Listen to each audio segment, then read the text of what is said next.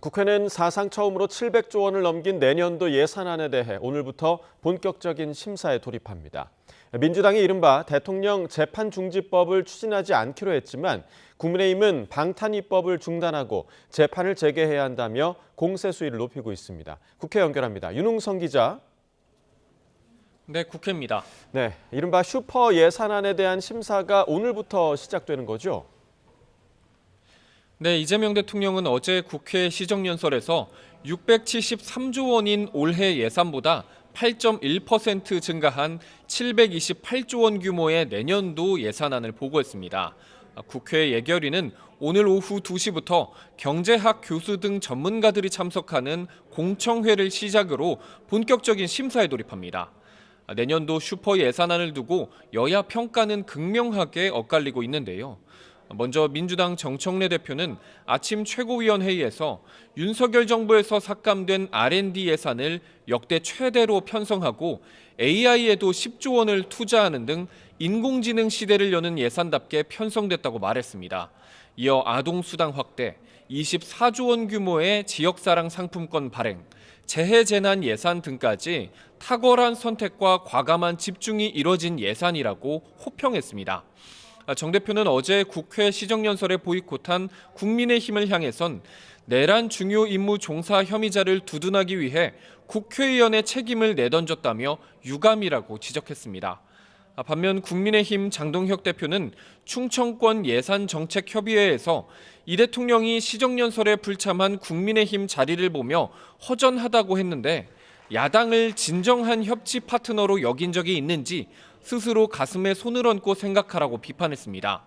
송원석 원내대표는 지난달 소비자 물가 상승률이 1년 3개월 만에 최고치를 기록했다며 소비 쿠폰과 관세 협상 실패로 인한 고환율이 물가 상승의 압력으로 작용했다고 주장했습니다.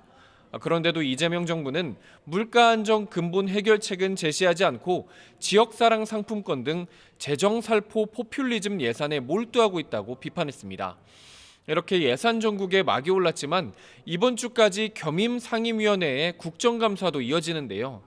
특히 운영위에서 내일 대통령실 국감을 앞두고 김현지 부속실장의 증인 출석 여부를 두고 여야가 다시 격돌했습니다. 국민의힘은 김 실장이 성역이냐며 이 대통령의 재판 개입 의혹을 밝히기 위해 불러야 한다고 주장했고 민주당은 스토커처럼 집착하고 있다며 현 정부를 흔들겠다는 불순한 의도라고 반박했습니다. 민주당이 추진하는 사법개혁안을 두고도 여야 공방은 계속되고 있죠? 네, 특히 민주당이 대통령실의 제동으로 하루 만에 포기한 재판중지법을 두고 여진이 이어지고 있습니다.